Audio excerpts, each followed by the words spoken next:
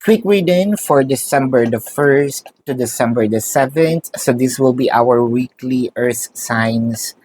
Well, kahit papano, no, merong result na, no. Pwede sabihin natin result na kasi nakikita na natin yung pwedeng mangyari doon sa mga effort, sa pagtitiyaga, doon sa ating mga ginawa dito sa relationship natin, no? Kasi we even placed our person in a pedestal with the star card, no? Parang sa kanya natin ibinigay ng buong buo yung attention, affection, yung love.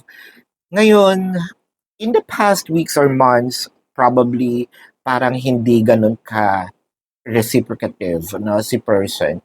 Pero now, ito yung masasabi mo na nagre-respond na rin siya, meron na rin siyang, kumain ka na ba, no? Meron na rin siyang, kamusta ang araw mo, no?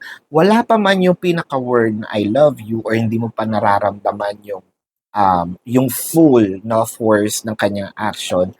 Pero somewhat nakikita mo yung pag-asa na ay meron, no? So this is your quick reading earth signs for December the 1st to December the 2nd.